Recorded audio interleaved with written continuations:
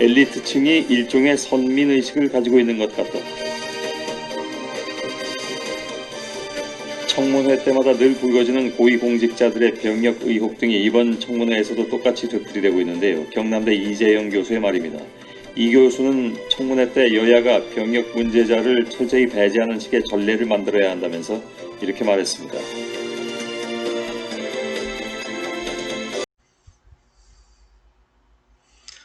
반갑습니다. 아고라TV 진행자 이재영입니다. 국회가 시끄럽습니다.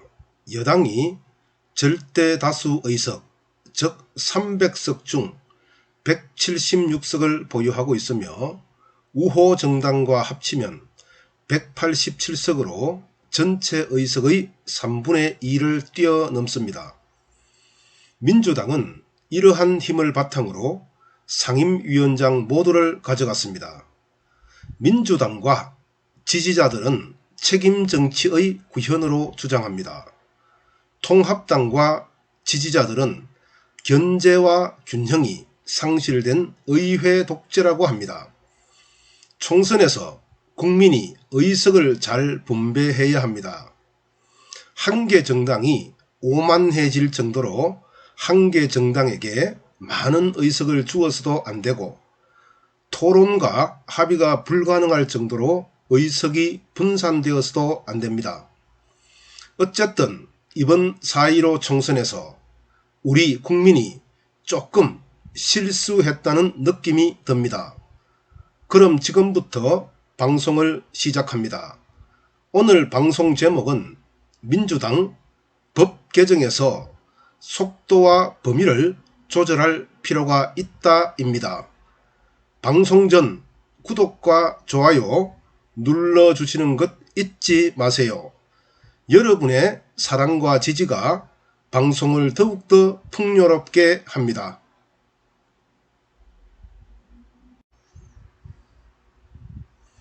현재 민주당의 단독 드리블이 진행 중입니다. 6월 5일 민주당과 친여정당 의원 193명이 박병석을 국회의장으로 선출했습니다. 6월 15일 같은 방법으로 187명의 의원이 민주당 의원 6명을 상임위원장으로 뽑았습니다. 6월 29일 역시 같은 방법으로 187명의 의원이 민주당 의원 11명을 상임위원장으로 선출하였죠. 약 35조 1천억 원의 제3차 추경안을 6월 29일에서 7월 3일까지 단 5일 만에 상임위 심사를 거쳐 국회 본회의를 통과시켰습니다. 이제 법 개정입니다. 각 상임위원회의 법안소위원회 의결을 만장일치해서 과반수로 변경합니다. 법사위원회가 가진 체계자구심사권을 박탈합니다. 공수처 설치를 위해 고위공직자 비리수사처 설치에 관한 법률, 즉 공수처법을 개정합니다. 브레이크 없이 달리는 민주당의 질주를 어떻게 봐야 할까요? 국회는 논의의 장이고 게임 중 룰 변경은 조작이라는 기본적인 상식을 생각하면 쉽게 해답을 찾을 수 있습니다.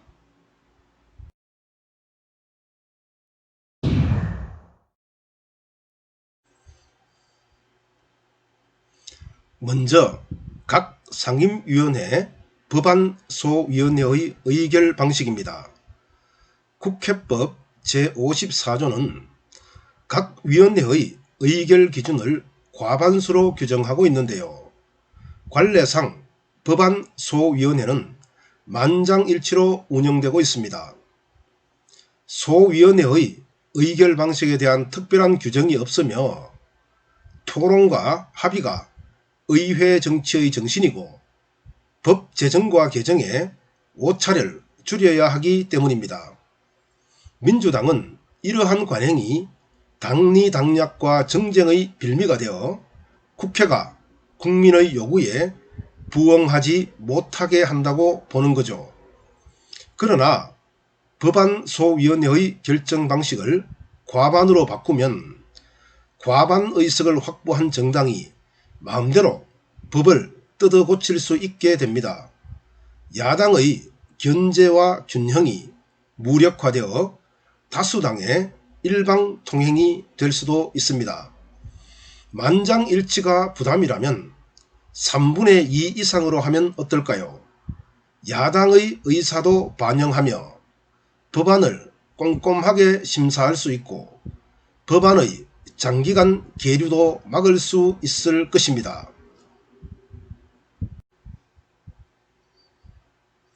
다음으로 법사위원회가 가지고 있는 체계자구심사권의 박탈입니다.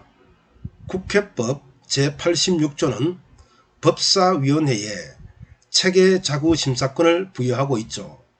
다른 법과 충돌 여부, 위헌 여부, 법체계 구성, 글자체계 등을 살펴서 해당 상임위원회에 수정을 요구할 권한을 가지고 있다는 것이죠. 민주당은 법사위원회가 이러한 권한을 이용해 법안 처리를 지연시키는 등 발목 잡기를 한다고 보고 있습니다. 이에 민주당은 법안 심사는 법안소위원회와 상임위원회를 거쳐 곧바로 국회 본회의로 직행하도록 하고 법안의 손질은 국회의장 산하에 체계자구심사기구를 별도로 두어 필요할 때 자문을 받도록 하는 방향으로 법 개정을 준비하고 있습니다. 민주당의 주장대로 국회법이 개정되면 법안을 신속하게 처리할 수 있습니다.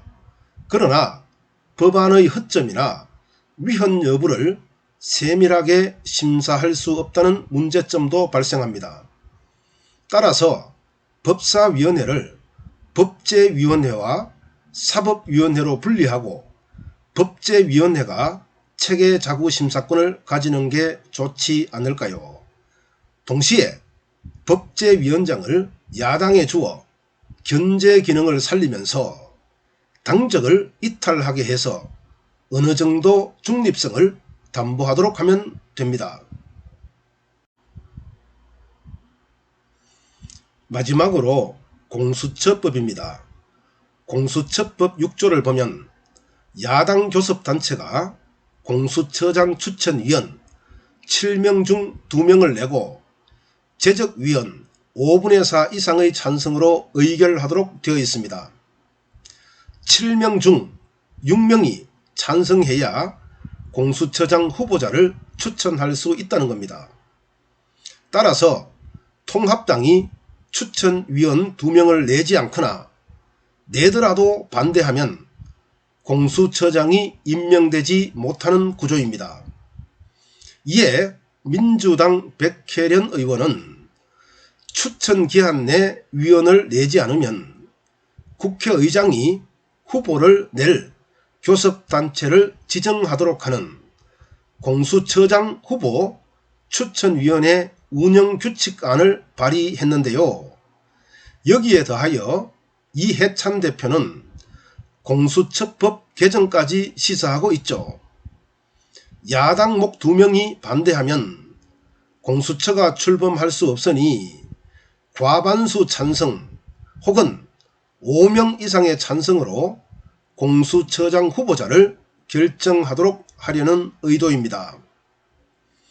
게임 중에 룰을 변경하는 행위는 조작 행위나 다름없습니다. 민주당의 입맛에 맞는 공수처장을 만들려 하지 말고 통합당이 찬성할 만한 중립적 인물로 공수처장 후보자를 내세우면 되는데 민주당이 무리수를 두는 이유를 알 수가 없습니다.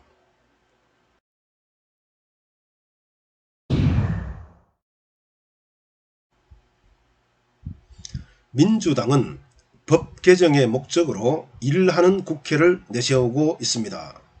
현재의 법이 당리당략과 정쟁의 도구로 이용되어 국회가 제 기능을 하지 못하게 한다는 것이죠. 대단히 잘못된 판단입니다. 노선과 정책이 다른 여야가 일정 기간 싸우는 것은 당연합니다. 여야의 싸움 과정에서 일방성과 편향성이 제거되고 확실성에 근접하여 시행착오나 비용이 줄어들고 근거 없는 주장이 폐기됩니다. 무엇보다 여야가 교집합을 찾아 나감으로써 각각을 지지한 국민의 의사가 상당 부분 반영됩니다. 문제는 여야가 자기 주장에 매몰되어 결정기간이 과도하게 길어지는 경우입니다. 물론 국민이 어느 정도 손해를 보겠지만 여야가 합의를 이루어내면 문제가 없습니다. 합의 기간이 길어도 너무 길어도 감내해야 합니다. 민주주의는 목적보다 과정을 중요시하는 이념이자 정치 체계이기 때문입니다. 최악은 결정이 늦어지는 상황이 아니라 다수당이 힘으로 밀어붙이는 상황입니다. 다수의 한 개 정당이 결정을 하면 반대당을 지지한 국민의 의사가 반영되지 않을 뿐만 아니라 토론과 합의의 전당인 국회가 존재 가치를 상실하기 때문입니다. 감사합니다. 아고라TV 진행자 이재영입니다.